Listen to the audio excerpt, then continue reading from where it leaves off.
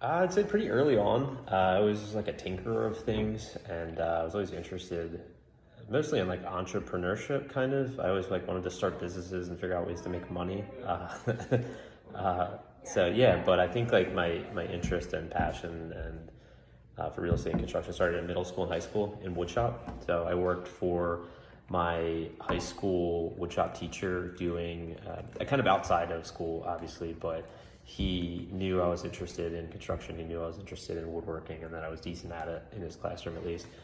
So he taught me how to do additions. He taught me how to frame. He taught me basically all the skills and trades. Well, I guess the easy answer is, and I wear it like a badge of honor, I was fired from Ryan Homes.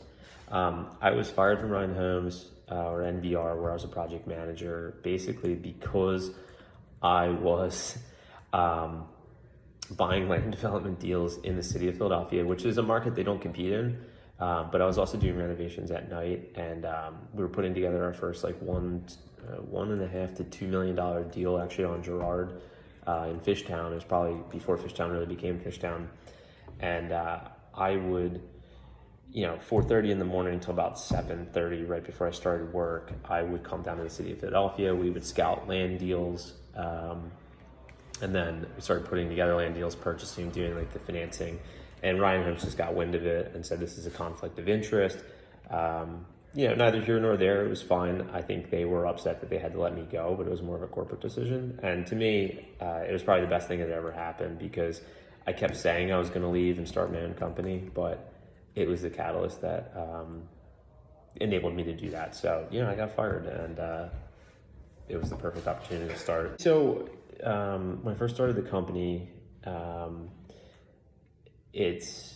was working from my house. I had been fired, and I didn't really have any income. So I had savings, because I was always been a good saver, and that's part of like my advice for anybody trying to start their own thing is like know the finances. It's the most important part. But I had a good kind of foundation, and the hardest obstacle, or the biggest obstacle I had to overcome, was really I was making no money for the better part of 12 to 18 months. And luckily I had a big $1.5 to $2 million opportunity lined up, which most people are like, how do you have a $1.5 to $2 million opportunity lined up when you're unemployed?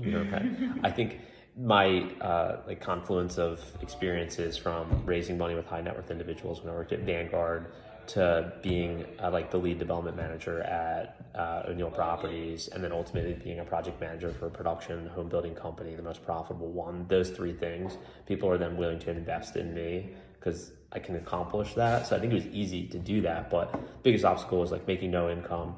So that in itself is an obstacle, but I think the real thing is, if you're not doing what you love and you're not passionate about what you're doing, then making no money becomes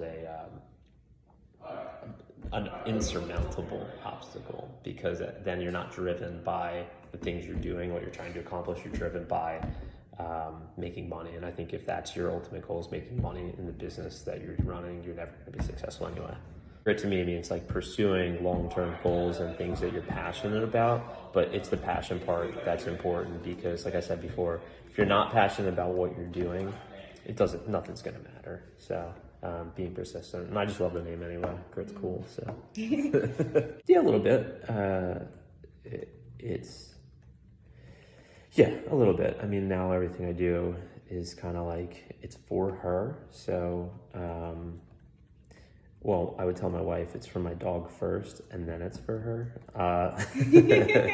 But no, it's for her at the end of the day. So, I'm trying to build a legacy. So like the buildings that we're building, I'm trying to build things that are cool. So in, 18, 20, 30 years, when, well, I'll still be here hopefully, but if I'm not, that she can say, Daddy built this, and, she still owns it.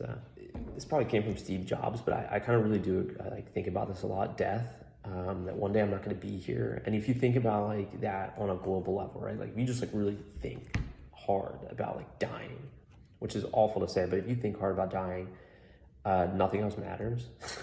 Because if you're like doing something you hate, you're like, wow, I'm doing this, I hate this, I'm gonna die, I'm not gonna be here, I'm never coming back, ever, right? To me, it's like this huge weight. It's like, why am I focusing on something that's not important? So to me, that's why I focus all my energy on this company. I focus all my energy on my now new daughter and my wife is because like one day I'm gonna die and there's nothing I can do about it. I can't control it. So that motivates me, which is like a weird way of saying, you know, that's a motivator, but it is.